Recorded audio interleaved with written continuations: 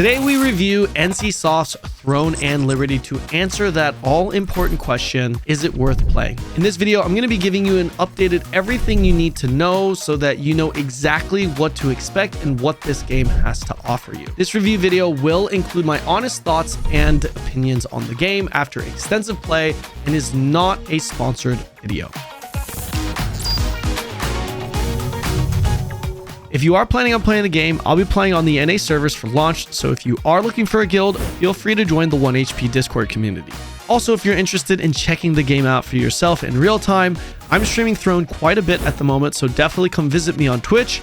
All the links in the description. Final little plug here, I promise I am really close to 100k subs, so I would really appreciate it if you guys would hit that subscribe button. Of course, only if you enjoyed the video. So let's get into it. Throne and Liberty is a classic-style, guild-based, large-scale, PvP-focused MMORPG run on Unreal Engine 4 by NCSoft, published in the West by AGS Amazon Game Studios. Before getting into it, if you're wondering what my personal experience and credentials are with the game, Throne and Liberty is a game I try-harded and put thousands of hours into. Not only did I play a lot, but I went super hardcore, leading a large alliance of over 600 people and won the first and biggest castle siege ever, which is the pinnacle content of Throne and Liberty, earning the prestigious First Legion title on the Korean servers. Let's start with a general breakdown of the game. Throne is an MMO that isn't trying to reinvent the wheel. The game has a classic style approach in terms of speed and progression, with the classic tab targeting combat, so you can expect the game to feel relatively slow in the beginning, but will continue to ramp as you progress to and through the endgame. Combat has always been a big point of criticism for the game, with people saying that it's slow and frustrating even after the massive changes NCSoft made, taking it away from the static autoplay and into a more dynamic, manual-only system. Personally, I hard disagree with this notion. Most people who say this are those who have not gotten to the endgame, where the combat feels comparable and in line with Arcage. This criticism does hold true in the very beginning, which is why I draw the comparison of Throne's combat to WoW Classic's Warrior. It's slow, a lot of stationary auto attacks, and you even run into mana issues at first, but as you level up and unlock more things, your class begins to come together and the combat begins to feel significantly better. This even extends through the endgame, as I would say a big appeal to Throne is the continued evolution of your character. In Black Desert or Lost Ark, your character never really changes at the endgame. Your damage and defense numbers just continue to go up. In Throne, your character and playstyle will continue to evolve based off of the items you acquire. For example, maybe one day you obtain a super rare crossbow that applies an insane poison on your attacks. Pair that with a super rare dagger that allows you to proc a stealth explosion and go invisible on every kill. These types of things completely change the dynamic of your class. Like all games, of course there are meta builds and combinations, but even with meta builds, there are a lot of viable variations to where most players' builds will be different to a certain degree. You can expect a lot of hidden builds that players will deliberately not share. Every build you pursue will require commitment and time, and the process of putting these builds together is a big part of the incentive to play the game.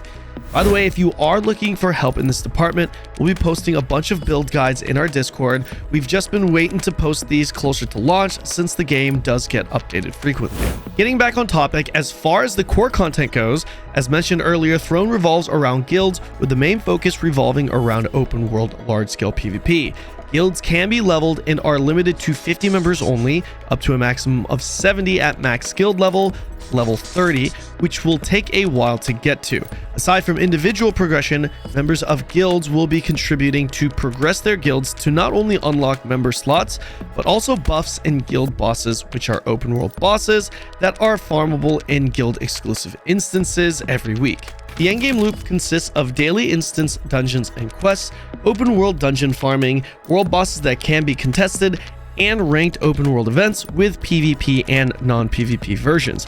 On top of this, you'll have guild wars for territories throughout the week with castle sieges bi-weekly.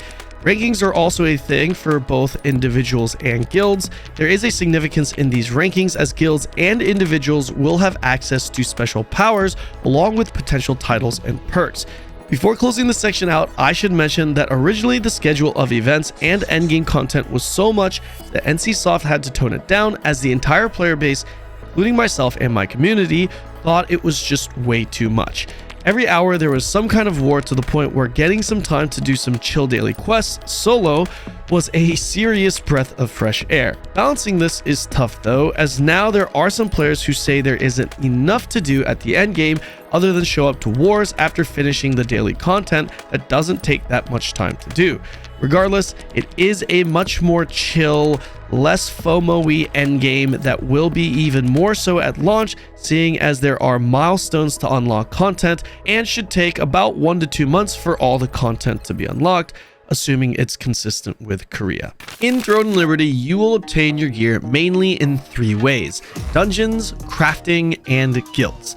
It is possible to get drops via mobs in the open world, but this isn't the main way you'll be getting your gear. When gear is obtained, they are all base level items similar to BDO, and you will need to enhance them and upgrade them by adding a set amount of traits to them. Dungeons are pretty straightforward and are mandatory to do because a lot of the current endgame BIS items are now obtained exclusively through dungeons, meaning you can't swipe for them. Crafting gear is also the other main way, which includes pretty much all forms of content. Mats for crafting could range from pity pieces from dungeons to recipes or mats obtained from daily quests. The last main way to obtain gear is via your guild, as your guild completes content by defeating bosses, both contested or uncontested, by other players. The super rare weapons from ARC bosses will mainly be obtained via guild, as these items are rarely sold on the auction house and are always farmed via guilds, whom will have the power to distribute however they want. When killing bosses, open world bosses, or the weekly big dick ARC bosses, guilds will be given full control over the loot. Guild leaders can choose to give the loot out to players for free, they can sell it on the auction house, or they can auction it off in guild. When items are auctioned off, the players who participated in the event would split the lucent being the auction house currency. On the Korean servers, Western guilds usually did a DKP system or a loot council system, while almost every Korean guild auctioned it off for lucent within the guild. As far as vertical progression goes, there are 3 elements to gear. The first is the grade of gear, which goes from white to green to blue to purple to tier 2 purple. The second is the enhancement level, which goes from 0 to +9 at purple endgame gear. And the third are your traits, which are more like enchantments added to each piece of gear. Generally speaking, it's not a problem for anyone to get the highest grade and maxed out enhancement level. The bigger grind and time-consuming process are the traits. All traits are of equal value and are extracted from a gear. Higher grade gear can simply have more traits applied to them. For example, with blue grade gear, you will have 3 unique traits, each that can be upgraded 2 additional times. Purple gear would offer you the same exact 3 unique traits start, with each trait being the same value, only it can be upgraded 3 additional times instead of 2. You have a 100% chance to apply a trait to a piece of gear of the same grade, or a 10% chance that comes with a pity system to apply a lower grade trait to a higher grade piece of gear. If this is confusing or you'd like to know more, don't worry about it for now. I'll have a separate gearing guide video to explain the full process in depth. Throne and Liberty is a 1-character game for the most part. There are incentives to having additional alts, which is limited to 2, but you really only need 1 character, and the vast majority of players will be running 1. Throne uses a system similar to Final Fantasy XIV's job system, but with weapons. Rather than having an actual class, in Throne you have weapons. Weapons that can be equipped and changed at any time, each coming with its own set of abilities and masteries that will have to be increased individually. Hitting level cap on your character will give you access to every skill for every weapon, so long as you simply equip said weapon, but you will have to level skills and mastery for that respective weapon. You'll be able to select 2 weapons to wield at a time, and there is no active weapon swapping system like you would find in Guild Wars 2. If you're running a greatsword and dagger, you'll be able to select any greatsword and dagger skill, both active and passive, you wish to use on your bar.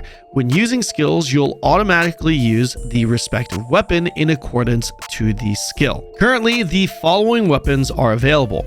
Sword and Shield, which is your general tanking selection, which is mandatory and sought out for both PvE and PvP. Greatsword, which is your melee DPS option, designed around slower but harder hitting bursts with a lockdown style play. Dagger, which does have some decent damage dealing abilities later on, but offers more in the utility department, giving a lot of crit and evasion synergy along with stealth. Crossbow, which plays similar to the mid to short range dual pistol DPS archetype, fast but with a lot of hits, constant pressure. Bow being your high DPS range weapon that can even offer a little bit in the support department. Staff being your ranged magic weapon that provides slower, hard-hitting attacks. And wand being the primary support weapon of choice, but also has DPS options in the form of dots and curses. Next, let's dive into the main content in the game. Starting with the dungeons, in Throne each day, you'll get a certain amount of dungeon points. These dungeon points can be used to open a chest that drops when completing a dungeon which contains the main loot you'd be grinding for. At the current endgame, you get enough dungeon points to enter and loot 2 dungeons per day. If you have Silicium's Blessing, which is essentially Throne's paid membership, similar to a value pack in BDO or Crystalline Aura in Lost Ark, you can enter and loot roughly 3 chests per day. There's no limitation to how many times you can enter and complete the dungeon, however. If you don't have the points, you just can't open the chest. Dungeons and Throne is the most important progression content in the game, seeing as they must be done in order to farm and craft most of the best in slot pieces in the game, while also providing you with Lucent and Solent, the 2 currencies of Throne. Think gold and silver in Lost Ark if you've played it. You'll have a number of dungeon options, each containing unique loot that you may or may not want to chase. Each dungeon will take roughly around 15 to 20 minutes on average, depending on your group, which does require a tank and healer, but you can of course blast through these extremely fast with a juice group, and you can also get jailed running with people who may not be as experienced or good. These dungeons aren't necessarily Lost Ark levels of difficulty, but they do have enough challenging mechanics to them that will require the entire party to learn and execute properly. I should also mention that NCSoft frequently gives out free dungeon points. These dungeon points can also be stacked to a certain amount, allowing you the freedom to not have to run these every single day. You get 900 points every day, and you can stack up to 4,500, 6,000 with the blessing. This also goes for the next thing on your list, which are your daily quests, or contracts as they call them in Throne. Contracts are your typical daily quests that will have you kill X mobs, gather X things. You'll be able to complete 10 contract quests a day, and these can also be stacked up to 60. Well, 69 technically if you're at 59 out of 60 before the reset. Regardless, contracts mainly provide you with growth stones that are used to enhance your gear, along with other things such as crafting material or special goodie pouches that have random loot. Open world dungeons are next, and they are the closest thing to grinding mobs in Black Desert. There are open world dungeons that you can go to and simply grind mobs. The only kicker here is that during the evening time in game, all open world dungeon zones turn into PvP zones. These open world dungeons mainly provide you with good experience for your weapon masteries and Solent, one of the 2 currencies in Throne. Aside from that, these zones can provide you with some lucky rare drops, including tradable gear that can sell for some decent Lucent, the auction house currency. Along with this, there are also weekly kill quests for specific open world dungeons that give you additional RNG rewards. World bosses play a major role in Throne, and there are 2 types of world bosses. Regular ones that spawn every day multiple times that can drop a variety of purple grade boss set gear, and arc bosses that spawn once a week and drop the super rare arc boss weapons. Both types of world bosses have PvP and peace versions, peace meaning no PvP. PvP contested world bosses is now one of the few forms of content where zerging is to be expected, and the top guild alliance on each respective server will be essentially farming exclusively or in combat with a rival alliance. Then you have your daily events. In Throne, there are timed events throughout the day, with some being no PvP and some being PvP enabled. Each event will have its own unique objective, and you'll compete against other players on a leaderboard for that event to get better rewards. The events with PvP enabled are called Dominion events, and the only difference is that you are automatically placed into one of 3 colored factions for that event, and your faction will compete against the other 2 factions while still having an individual ranking. The third variation of the events are the ones labeled as GVG, where guilds will simply come in and compete against each other. These events used to not have the faction system and was recently changed to prevent alliances from zerging and dominating every PvP event. Node Wars or Territory Wars are called Riftstone and Boonstone Wars in Throne and Liberty. Winning any of these will provide resources for the guild along with sheet stats for every guild member. However, Riftstones specifically provide the occupying guild with an exclusive world boss kill every day that has a guaranteed chance to drop a piece of tradable boss gear. Originally, these rifts and boons were zergable and always were dominated by the top 1 or 2 alliances on the server. NCSoft has recently changed this to where rifts and boons are now an exclusive 1v1 between guilds to ensure fair fights and more inclusive to individual guilds outside of bigger alliances. These Rift and Boonstones are the main form of endgame competitive content, aside from the Siege, which is the next thing on the list. The pinnacle content of Throne would be the bi-weekly sieges. Which guild will occupy the throne? Large-scale PvP at its finest, sieges in Throne are completely open world and guilds fight to take over the major castles, which is currently just one, Stoneguard, from the time of this recording. During Siege, you'll have golems that spawn throughout the fight that can be controlled by an individual player. These golems are essentially siege weapons that can be used by anyone to attack or defend the castle. There are also pillage points throughout the castle, allowing guilds to steal funds from the total purse that gets distributed to the winning guild. These pillage points allow for smaller guilds to also compete for something, seeing as the throne itself will always go to the dominant alliance. The alliance that wins the castle will be rewarded a ton of Solent and Lucent, the gold and silver currencies of Throne. If split evenly, the Lucent amount isn't that significant, but the Solent is. When it comes to the pay to win in Throne and Liberty, the short answer is yes. Yes, it is absolutely pay to win. I'm not here to debate anyone on the definition of it. Most of you know I really don't care that much if there's some level of pay to win, and realistically there's pay to win in almost every single MMO today. Not that I'm justifying it.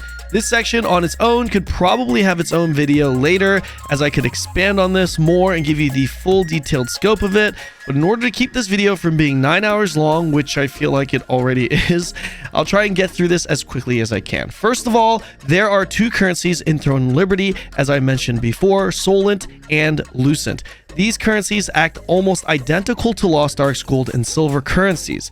Lucent is the currency that's used to purchase gear and upgrade mats on the auction house, and it's significantly harder to farm than Solent. Solent is used for just about everything you do. Literally everything, from teleporting to areas all the way to enhancing your gear. You can purchase both currencies within the game systems, making Throne systematically pay to win. In the early game, Solent is a bottleneck, so swiping will allow you to bypass that bottleneck, but later on, Solent doesn't really become that big of an issue, especially if you're in a top alliance. The biggest form of pay to win is actually the traits for your gear. Everyone will have purple gray gear, and max enhancing is really not an issue at all because there is a hard cap to the enhancing that's reachable in a very reasonable amount of time. To put things into perspective, even as a spender myself, it's a waste of money to swipe for enhancement mats unless I'm trying to play multiple weapons as fast as possible. It's not Lost Ark levels of enhancement is pretty much what I'm trying to say, not even close.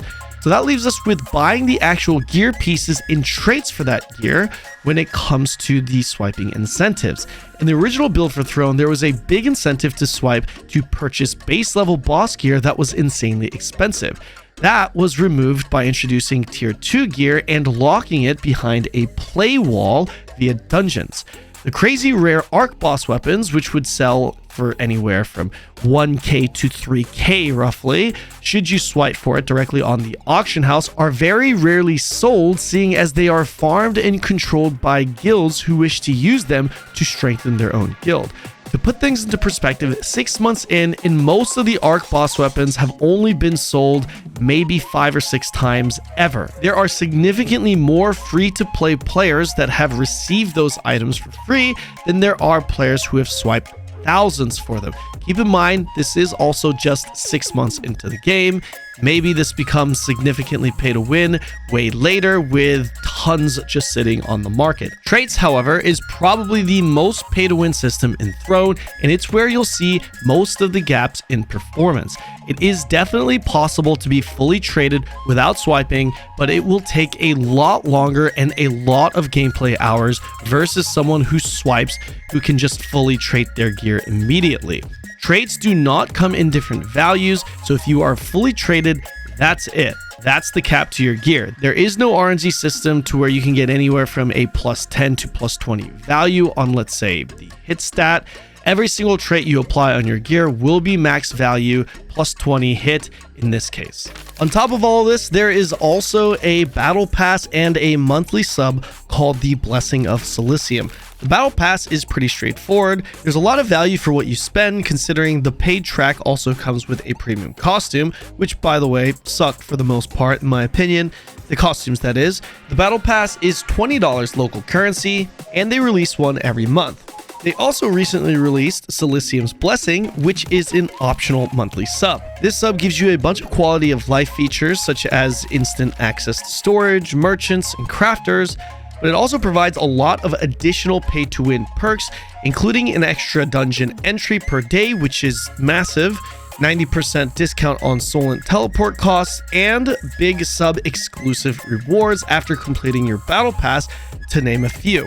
It's pretty massive value, if you ask me. This sells for $10 local currency for 21 days. I give a lot of credit to NCSoft for recently adding systems like a trait unlock system that helps free-to-play players significantly, as well as locking behind most best in slot tier 2 gear behind a dungeon play wall where you can't swipe for it. But it's almost like they go back on some of these W moves by adding more payment options towards progression. If you could not purchase Lucent, I'd be totally fine with the sub and battle passes, but the battle pass being juiced recently and the sub being added on top of the already purchasable Lucent is just a big L in my opinion, and I hope AGS makes adjustments to this. My overall thoughts on this game is that, again, systematically, it's pay to win. But the gaps between a free-to-play player and a pay-to-win player is not as big as other games due to the caps and lack of RNG that are in place when upgrading your gear. It's doable as free-to-play is pretty much what I'm saying.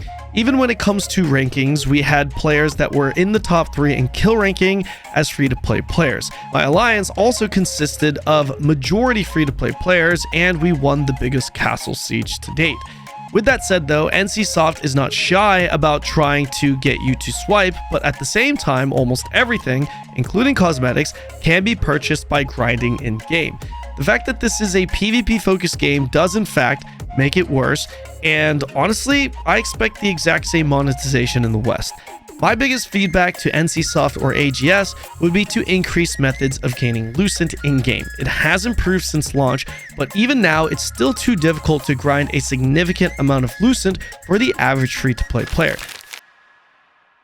Despite being a game that I personally enjoy, I don't believe Throne is the type of game that will garner a large player base over a long period of time. I see this game being a smaller, more niche community as a best case scenario, simply because of the game's identity being a more guild PvP focused game.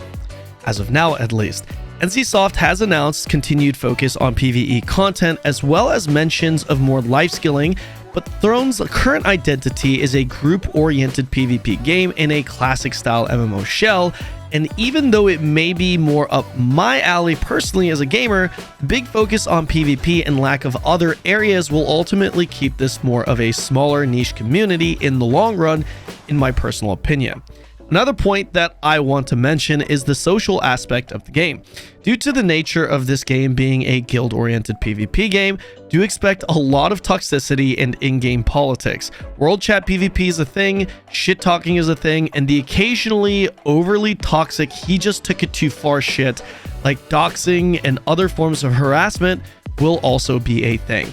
If you're in or even running a competitive guild, do expect heated rivalries and a lot of slander, mainly stemming from unavoidable biased perspectives.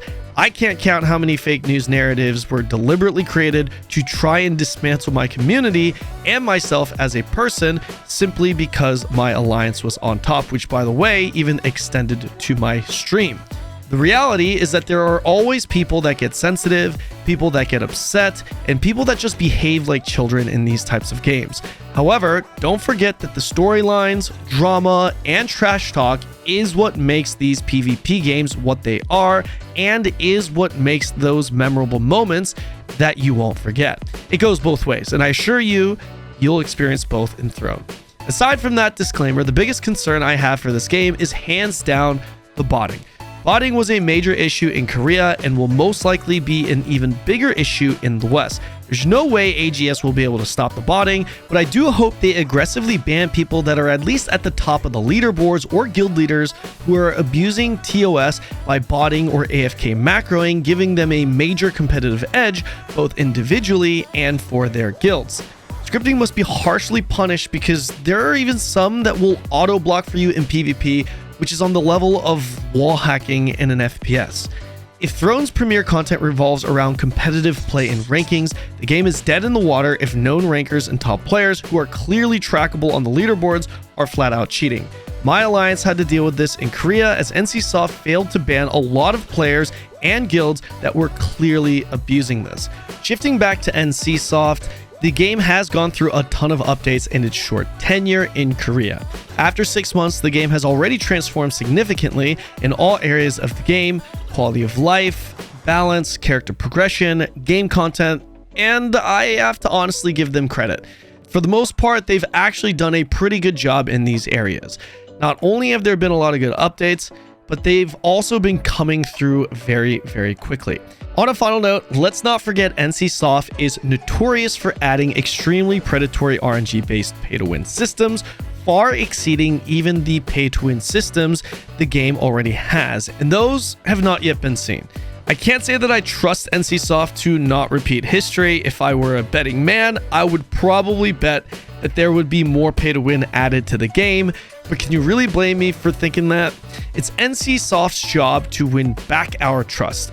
I'm not a big fan of the current pay-to-win system to begin with, but I also feel it's tolerable as someone who generally gives less shits about there being some pay-to-win in a game.